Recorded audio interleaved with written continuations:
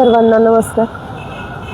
गेल्या 18 तारखेपासून आपण घटना पाहताय की हा मानसिक रोगी विकृत समाधान चौरे अजूनपर्यंत ड्युटी करत आहे. त्याच्यावरती आतापर्यंत एवढे गुन्हे दाखल आहेत, कसलाही तपास झालेला नाहीये. तो प्रत्येक ठिकाणी पैसे देतो आणि ज्याला ड्युटी करायचा अधिकार नाही असा पी आहे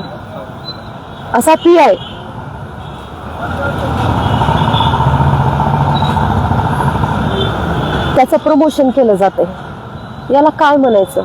असे जर खाकी वर्दीच्या नावाखाली गुंड आमच्या लातूरला नोकरी करणार असतील तर हे आम्ही होऊ देणार नाही.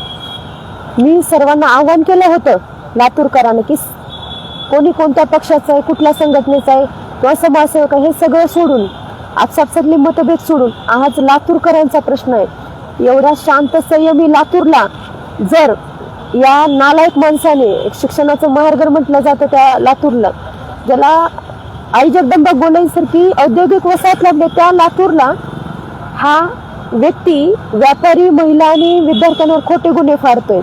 हे आम्ही लातूरमध्ये होऊ देणार नाही.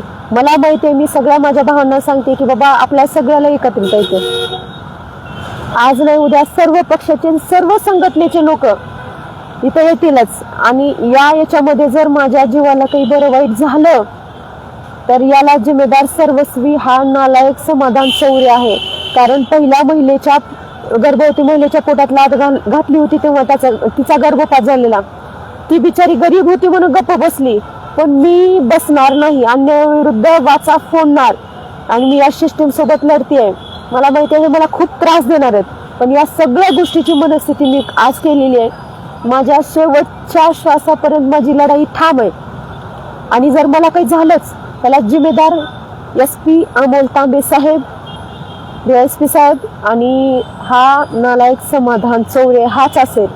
हे मी माझ्या मतात शेवटपर्यंत ठाम आहे. मला याची बडतर्फी पाहिजे तर बडतर्फीच पाहिजे. ह्याच्यावर SIT चौकशी बसवण्यात यावी तर बसवण्यातच यावी, कारण हा खाकी वर्दीतला गुंड आहे. आणि ज्या मानसिक रोगीची फिटनेस ट्रीटमेंट घ्यायला पाहिजे, घ्या ना तुम्ही. पोलिसांची 6-6 महिन्याला ट्रीटमेंट घ्या, का नाही घेत तुम्ही? असा ज्याचे टॅबलेट्स कुठून जातात, मला याची सगळी माहिती मी काढलेली आहे. तरी देखील अद्याप प्रशासन का शांत आहे? प्रशासन शांत आहे म्हणजे तुम्ही पण चोर आहेत.